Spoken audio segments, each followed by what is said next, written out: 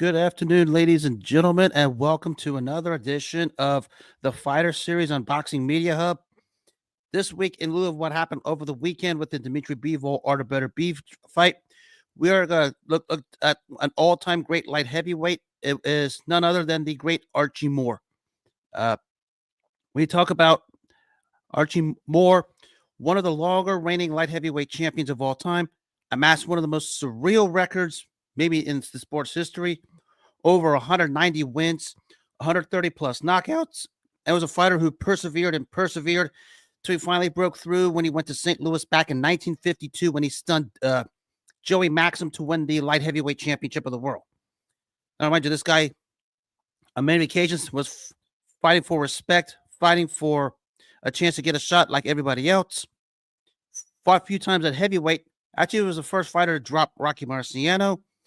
Actually, the first fighter, also the only fighter, and had a couple of other fights against Floyd Patterson and Muhammad Ali in there when he chance to fight for the heavyweight title. But his mark was made as a light heavyweight, arguably a top 5 light heavyweight, and he broke through in 1952 when he beat Joey Maxim to win the title. This came a year after Joey Maxim got a win over Sugar Ray Robinson. Just goes to show what it means to work hard and persevere, and that's what Archie Moore did. And when he won the title from Maxim, he became, at the time, the oldest fighter to win a title, a legit world championship in any weight class at age 39. Nobody ever trumped it at that time, especially at the light heavyweight division for the longest time till Bernard Hopkins did in 2013, which goes to show the respect and admiration and the greatness of what Archie Moore did. You know, his mark is always going to be at light heavyweight.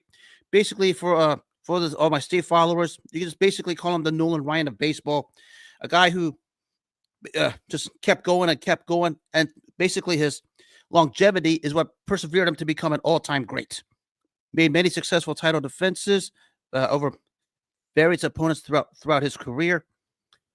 Also, not only was he a fighter, but he also was a trainer who trained many fighters. Most notably, he trained George Foreman when Foreman was on his way to the heavyweight championship, and when Foreman came back to make his comeback in 1987 after that 10-year retirement.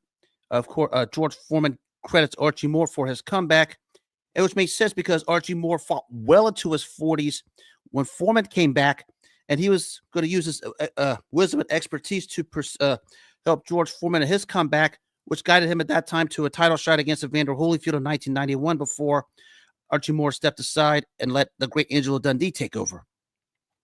Archie Moore was a guy who just kept plucking until he finally hit pay dirt.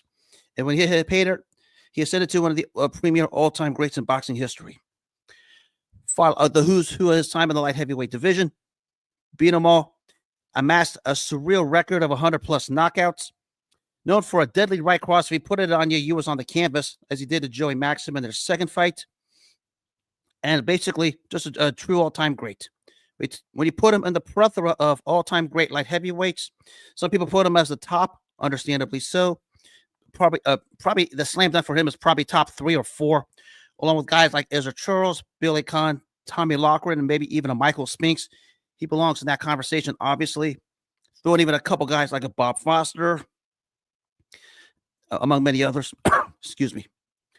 But Archie Moore was just a great fighter. Not only that, he was also a great humanitarian out of the ring. He was also an actor for his time after he had a role in a series of The Adventures of Huckleberry Finn back in the 60s when it was a hit film way back when.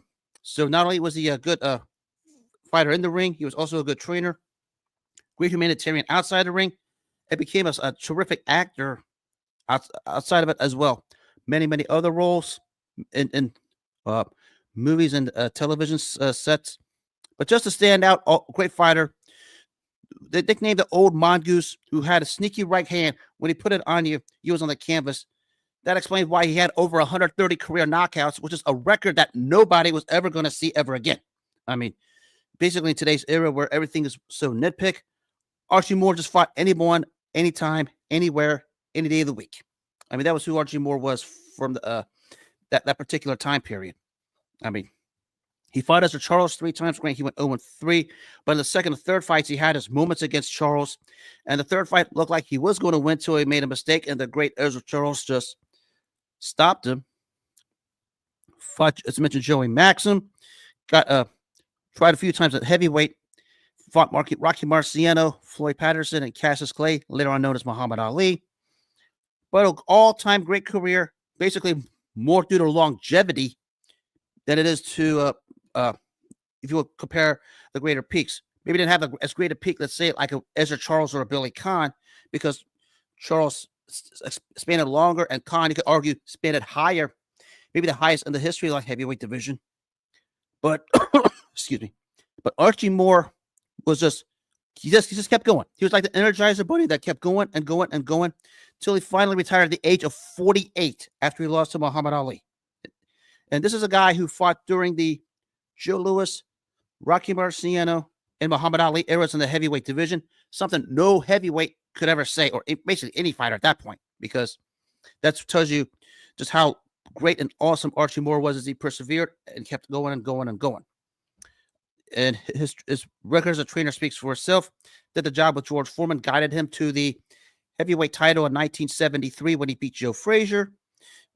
Also was in his corner when he came out of retirement in 1987 after Foreman retired initially 10 years before that, and basically helped Foreman construct his comeback as Foreman was trying to make history as the oldest heavyweight champion in boxing history at the time, because it was Moore who pursued on and on, fought deeper into his 40s, as I mentioned, and that's how he was able to guide Big George in his comeback, especially the first 21 fights where Moore was in his corner for those fights. Archie Moore was just one of the all-time brilliant minds in the history of the sport. I mean, even at one of the HBO telecasts, the great Larry Merchant acknowledged just how great Archie Moore was when Foreman was in his corner for the fight against Adelson Rodriguez. They displayed his record, 183 wins, 130-plus knockouts, records that will never be touched.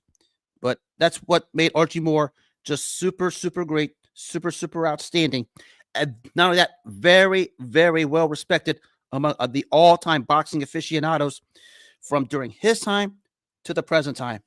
You don't talk about all-time great light heavyweights without mentioning the name Archie Moore. His career, resume, his excellence, his hard work, and his dedication is what made Archie Moore just one of the real genuine all-time greats. We talk about him in the top 10 all-time great heavyweights. He's definitely on it. You could argue top 5. Some put him number 1, of course, up for debate. But I'd probably say a slam dunk top 5 because of his hard work, his perseverance as he kept going on and on and on and on and on. And that it will wrap up this edition of the Fighter Series on the great Archie Moore from Boxing Media Hub. Hope everyone has themselves a wonderful rest of the day. Good night. Take care of yourselves, and God bless.